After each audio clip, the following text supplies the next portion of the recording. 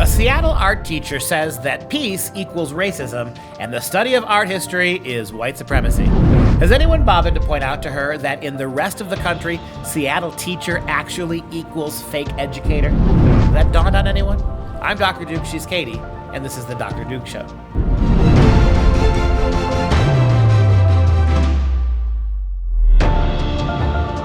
Hello, everyone, and welcome to the Dr. Duke Show, the one, the only program that gives you comprehensive education on the craziness impacting K-12 classrooms and college campuses around the world. Today, we start with Seattle, where an art teacher, yes, an art teacher, is lecturing students that Donald Trump hates peace, unlike the Prophet Obama, who was all about unity. Of course. I remember being called a bitter clinger, clinging to my guns and my God. You're a bitter clinger. I remember being told that, we white people, we just need to stand back and shut up a little bit. I remember all sorts of things from the Obama administration. Fast and Furious, right? Mm-hmm. Running guns across the border, giving them to cartel members. I remember cash for clunkers. I remember you can keep your doctor if you want to. I can remember a whole bunch of things. Wasn't it Barack Obama who said, when he was pushing through the Affordable Care Act without a single Republican vote, elections have consequences? This is the great uniter, Barack Obama. I love the mythology of the left. Say what you will about Donald Trump, but notice how when it comes to, you got Donald Trump, America, and Seattle art teachers because of Barack Obama. Let's be very clear about that. The overreach of Barack Obama, the intolerance of Barack Obama, the smugness of Barack Obama, the shadiness of a Barack Obama administration, which includes smoking Joe Biden, that made people want to vote for somebody else, not Hillary Clinton, part of that administration. That's how you got it. And so now you got this Seattle teacher teaching a group of online kids about artistic something, lecturing them about this. Well, in true art teacher fashion, they're kind of quirky. They're all out there. They don't always make the most sense at times. And that describes Susan Wakefield, who is at least an 8th grade is junior high art teacher. I don't know, but she taught an 8th grade class at She looks Seward like Joy School. Behar's wife. Okay, at Seward School in Seattle, Washington, as we mentioned. And she went on this long, monologue, basically, talking about to a Zoom, a bunch, again, 8th graders, in a Zoom session. She said that peace is racist, Donald Trump is divisive, some of her own, so Susan's own art projects could be considered racist, so I don't know if she's just sitting there apologizing about it, and they were derived from her white privilege. Just roll the clip. It is anything but peace, Our country is divided. Our leader is pushing that. He's not an advocate for peace, our leader, or unity, like Obama was. Unity, peace, people coming together, which is really hard to do because there's so many equality issues and injustice happening that people are fighting against. Yeah, I go back to the logic of this, and she kind of at least hinted at that. We keep hearing how we need somebody to unify the country. How is that possible when you keep arguing that racism is so endemic that it's not possible to be unified unless you nuclearly destroy everything and start over from scratch? Well, that doesn't sound very environmentally friendly. See, that's not. Nuclear. Well, this little spiel, I guess, she went on was actually after she gave her students an assignment that they were to create with a pen and an ink drawing incorporating the theme of peace. So then then all of a sudden, of course, but that of course everyone, is racism. Peace, draw some peace, here's your project. Also, Donald Trump is divisive, and that's where she went. That's immediately where she went. And so all of this was reported by Jason Rantz, who is at a radio station over in Seattle and does some good work pointing out some of the stupidity that's just happening in that city. Well, you think about that draw peace. First of all, I'm going to tell you that peace, there is no peace because conceptions of peace are racism. As long as there's an inequality, and according to these clowns, there always will be. Until the last white person is exterminated, there will always be, according to them, whites. As Rush Limbaugh used to say about liberals, we're going to get rid of all the white people and then leave one in a cage somewhere on a college campus, so you have somebody to blame all your white oppression on. That until it's not possible. So on the one hand, you're asking these kids to draw images of peace, telling them that that's racist. That's how you get images of people shooting Donald Trump. or Kathy Griffin holding the head of Donald Trump, right? When you formulate things through these kinds of progressive Black Lives Matter lenses, when you do that, you justify violence in the name of peace. However, she said her perspective isn't coming from Black Lives Matter. It's from her white privilege. Okay? She says, I'm a white person and I've been conditioned, but I'm trying to uncondition myself. Do you see how racist that is?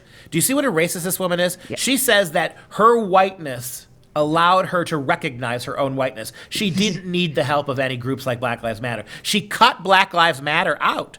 Racist filth. Well, and then she's sexist because she continued to say, but I just wanted you guys to know that if you believe in peace, it could mean lots of different things.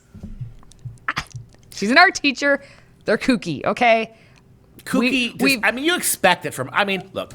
Do I expect this more from an art professor than in yesterday's show when we saw it from, or a couple days ago earlier this week, when we saw it from chemistry teachers and elementary school teachers? Yeah, I guess one place you can expect this kind of nonsense would be in the humanities classroom, certainly the art classroom. But again, notice what does anything she's talking about have anything to do with an art class? Answer, nothing. Maybe she really likes painting and the fumes have gotten to her, like her paint thinner has. She actually drank it instead of Bob painting Ross. Bob Ross. Remember Bob Ross? I'm not mocking Bob Ross. I love my Bob But remember Ross. when Bob Ross used to paint his pine trees? This pretty little pine tree right here up on the ridge. They're happy little accidents. Right here up on the ridge. Right, everybody make your own happy accident now. Yeah. Don't ever call it a mistake. Notice what Bob had to do. When Bob was busy creating, he had to fill the time with chatter. Maybe this is her chatter. Maybe there she's making drawing a happy little lynching. This is what white people do to black people. This is what peace means. And right, maybe painting her own little. Notice all the clans. Look at all the pretty white Klansmen's caps, right? All them pointed hoods. You can't have too many pointed hoods in a racial landscape. Maybe she's doing the Bob Ross thing, and she's got to talk while teaching these kids about social justice. More pop culture references here. Let's talk about John Lennon because our friend Susan Wakefield, the art teacher, back to this story, went on to recite the lyrics of Imagine by John Lennon. You know that song, Imagine, by John Lennon, said Wakefield, to which she appeared to receive no response because they're 8th graders. Right. Who? Who? John who? Do you think the average 12-year-old knows about hairpiece, bedpiece? And then she goes, you may say I'm a dreamer, but I'm not the only one. I hope someday you will join us, and the world will be as one. And that's where Bob Ross meets Seattle art teacher. I could see Bob saying that. I want you all to imagine. Imagine there's no heaven. It's easy if you try. Put a little birdie right there. A little birdie right there. Can't have too many birdies flying over the ridge, can you?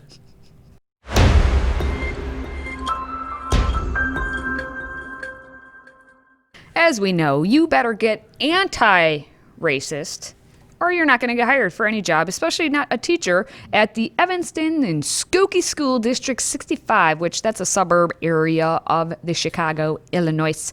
So Superintendent Devin Horton said he's not going to hire teachers who are skeptical of his district's anti-racist agenda, and that just made the statement that educators shouldn't even get licensed if they have to be fully trained on anti-racism, not just don't be a racist, but you have to be anti-racist. You spent years as a student of education. Don't get me started. How much training did you get on race? All of it. Race, class, gender. But it doesn't count. No, it doesn't count. Because but it's not anti-racist. It's not anti-racist, and that would be, if you're putting class and gender in there, it's not fully anti-racism, but every single class. Race, class, gender, race, class, gender. Right, and that's not enough. And that's not good training. It's that's just not enough now. By this superintendent. He also says he's going to give his marginalized or the marginalized students first priority in that school district for in-school learning with the whole COVID and everything. Once their restrictions get eased, the marginalized students get to come in first. So segregation again. Yes. Yep. That's how you're going to do it. And by the way, given how bad the public schools perform, aren't you setting them up for the worst education? They're already there. They're already there. But it's just kind of amusing when you look at the track record of these schools. Area. I'll tell you what we're gonna do in the name of racial equity. Our failed school that can't teach your kids how to read and write, we're gonna have the black kids come back first to not learn. We're gonna give the black kids the first opportunity to not learn anything at all about literacy. Yeah. Well, he said all of this during a public Zoom meeting. Sure he did. And of course, he got some angry letters and even a couple death threats. He said the priority was based on equity for black and brown students, for special education students, for LGBTQ students. So how they're going to order that within that. We already know if you're a white, straight, just suburban kid, You're screwed. you're screwed. How are they going to order the priority of the other ones? We don't know.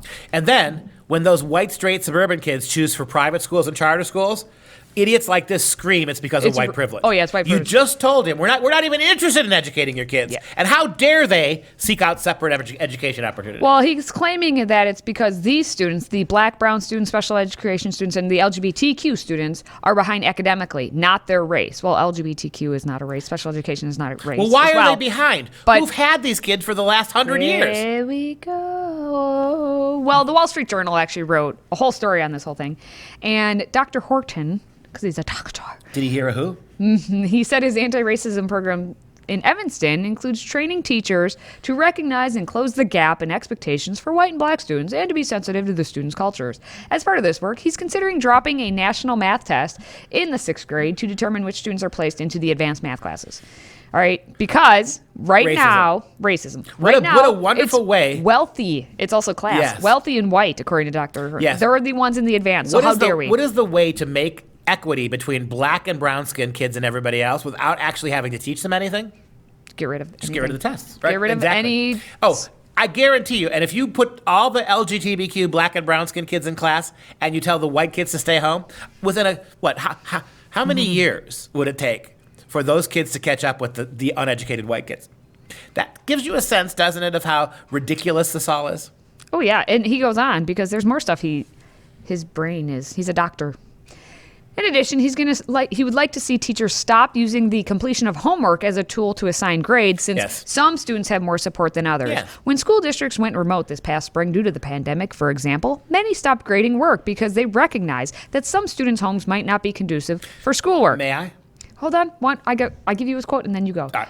We don't want to penalize students for what their home life might be. So, tests, grades, homework have to go because they're all racist. And the fact that some kids may have different home lives, hint they all will, means that we're going to fix the problem that way.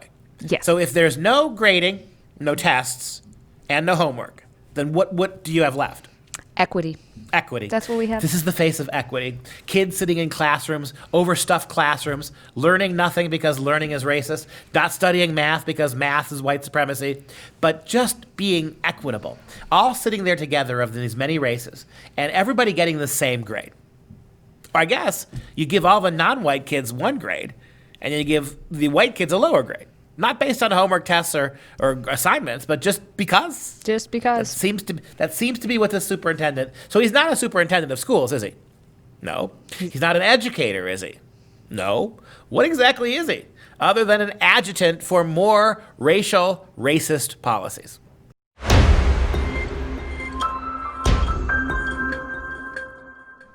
Okay, continuing on the racism that we have going on. The Gadsden flag.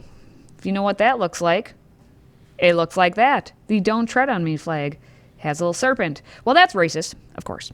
And conservative students from Loyola High School, it's a Catholic private high school in LA.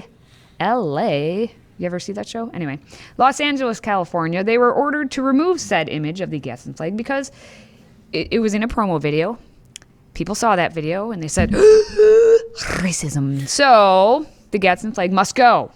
So show me the Gadsden flag. There it is. So, all right, Yeah, I right realize there. this is a silly thing to point out, but I'm going to point it out. Where's the racism in that? No, you'll say to me, Testa, it's like the Confederate flag. It's not what it seems, it's what it stands for. What does that stand for? Not treading on me. Don't tread on me. Freedom. It was the flag of rebellion, one of the many flags protesting British occupation, right? It was I believe, New Hampshire, and that. Christopher Gadsden created the No, flag. there you go. Christopher Gadsden. He was a general in the Continental Army Right. back in the day of the Revolutionary War, a little war we like to call British revolutionary. occupation, yes. And basically, it's well known, obviously, among like history teachers, and obviously like history teachers at that school who could have informed them of the meaning of this flag. And it just signifies the need, the want, the desire, the everything for the colonies to be free from the Brits. Now, I suppose the problem is Okay, continue. that we had slaves. And so is that what it is? Well, their argument, you want to So not everybody was free? Is that because why wouldn't that make a great black liberation flag? Well, okay, the thing is, if you go back and look at the history, if you go Benjamin Franklin and that whole time period, the serpent snakes came to represent basically this coming together, this uniting, being stronger together. Sure. Or when you get chopped off like a serpent, the original "Don't Tread on Me" flag, they're going to be separate. You have to come together, the unity, and that's exactly what the whole point of it was. Isn't that what everybody's lecturing us about that we need? To come be one, except, and we can't because we're all racists. Well, Young America's Foundation got a hold of this story about what happened in Loyola High School.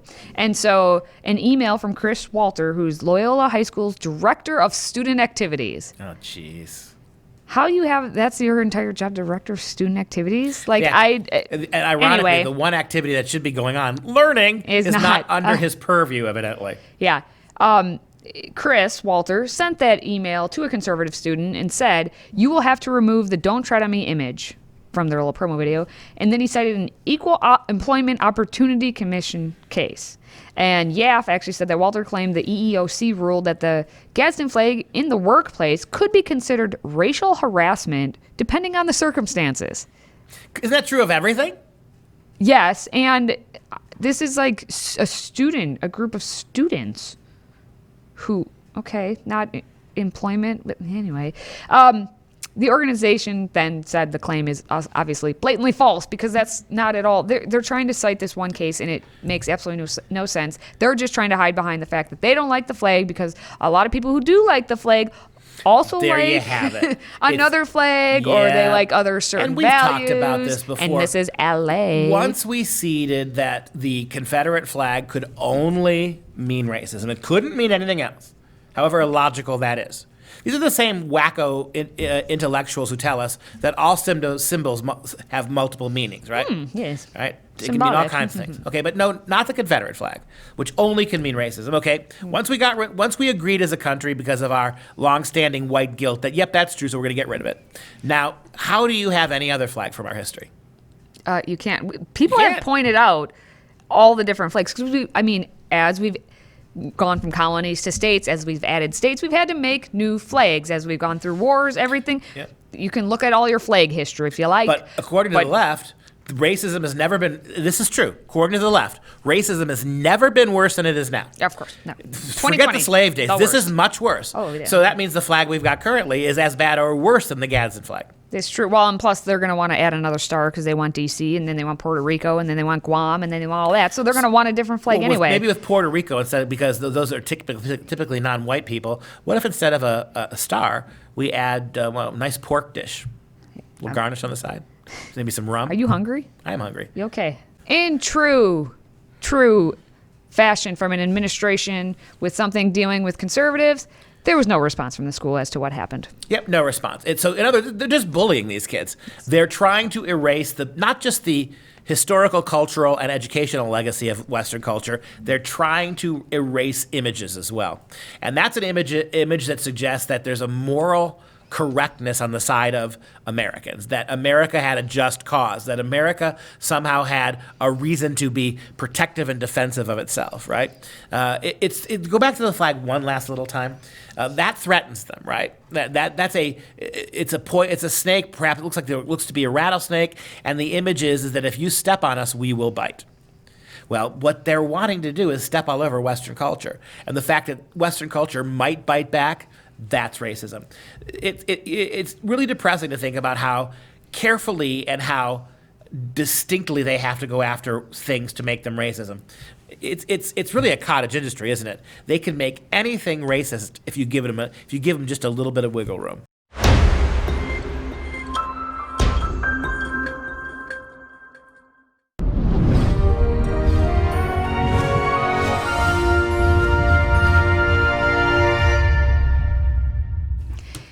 it's time for some real education. Painter Albert Bierstadt was born in 1830 and died in 1902. This German-American painter specialized in sweeping and grandiose landscapes of the American West. He actually joined several journeys during the westward expansion to capture these images in paint. Bierstadt's Among the Sierra Nevada is one of his most celebrated works.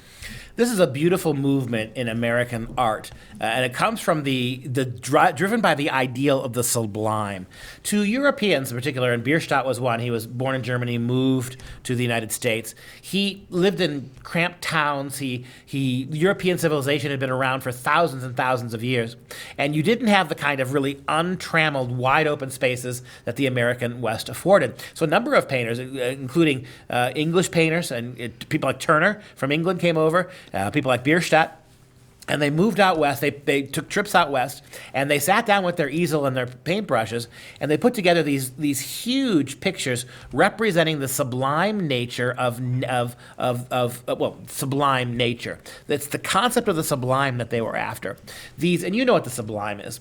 You've ever had that feel? Another way of talking about it is those natural wonders that project awe into you. Have you ever stood before a roaring, like the falls of Niagara Falls, or some majestic mountain peak, or on a clear night in a place completely devoid of artificial light, you can see the full Milky Way galaxy? This feeling of awe that comes over us, this feeling of smallness in the presence of this great natural world, that's the sublime.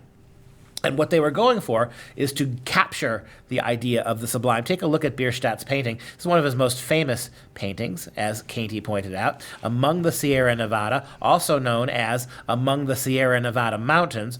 It depicts a beautiful landscape scene of the Sierra Nevada mountain range as it bumped into California. Created at his studio in Rome, the painting was exhibited all throughout Europe, creating interest in immigration to the United States. These pictures, when they went around the world, really stirred people to want to come here. People living in huts in Ireland, people living in crowded cities in Germany, wanted to come and see this and to be part of this. And you can get a sense of the sublime in the image. Check that out. You got this beautiful and imposing mountain crag.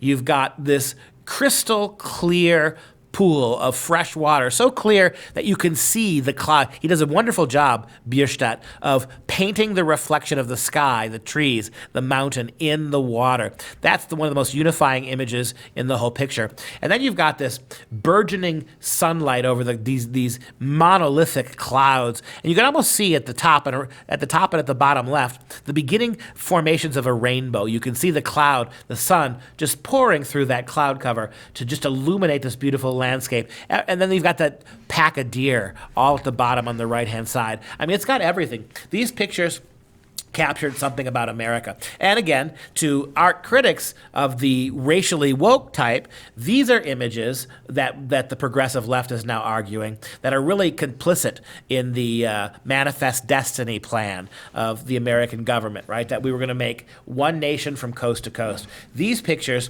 really did show people, Americans living on the East Coast, what it was like, the natural sublime glory of some of these places west of the Rocky Mountains. And people went by droves. They came from all over the world to come to be part of this, and they came from inside the United States as well to expand liberty through all these other ways across the nation. And we get the great song, right, from coast to coast. All right, as always, if you're a fan of the show, please consider a one-time tax-deductible donation of $99 toward our Patriot Club. As a thank you, we're going to ship you this impressive, beautiful, lovely stainless steel tumbler etched with the words, "Freedom never tasted so good." Please visit patriotclub.us to get started. That's patriotclub.us. Now we're going to wrap things up with the fun fact of the day, a little bit more on the Gadsden flag.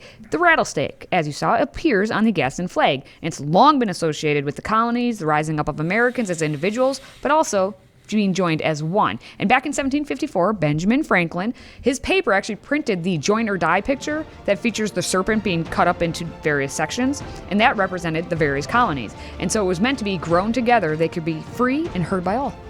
Right, I think it's also part of an old myth that said when a snake had part of its body cut off, it would regenerate. Yep. Right, that as well, too. And that's going to do it for this show. For Freedom Project, I'm Duke, she's Katie. Until next time, stay liberated, my friends.